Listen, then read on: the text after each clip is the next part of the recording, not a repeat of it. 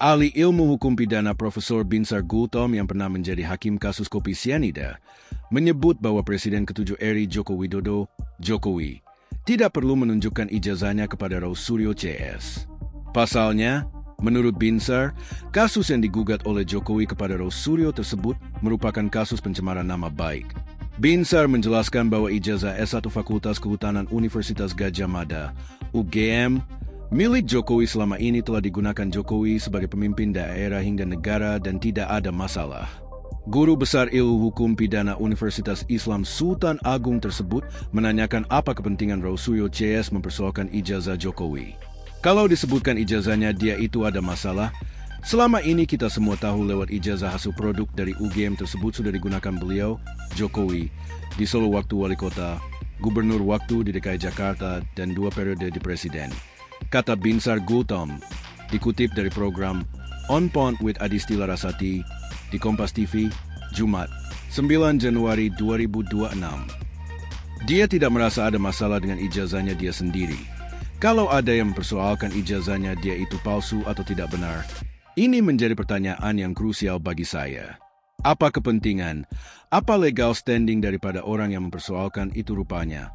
Lanjutnya, menurut Binsar, ijazah Jokowi telah memberikan manfaat dalam pembangunan Republik Indonesia. Ijazahnya Jokowi selalu ada sama dirinya, tidak pernah berpindah tangan, tidak pernah disalahgunakan orang, tegasnya. Apa kepentingan para pihak yang tidak menghendaki atau yang menuduh kepalsuan dugaan ijazah ini? Imbuhnya. Lebih lanjut, Binsar Gultom menyoroti tindakan penelitian terkait ijazah Jokowi yang dilakukan Rausuryo CS. Binsar menilai seharusnya Rausuryo meneliti ijazah Jokowi jika sudah pernah memegang dan melihat ijazah asli Jokowi, bukan berdasarkan yang tersebar di media sosial selama ini. Mereka bisakah memastikan bahwa hasil penelitian mereka itu sudah menerima, pernah memegang langsung asli daripada ijazah Pak Jokowi secara fisik? Dia melihat, mengambil, memegang itukah yang mereka teliti? Kata Binsar, kalau sepanjang ini penelitian ilmiah, sah-sah saja silakan saja. Itu tidak perlu harus masuk ke ranah pengadilan.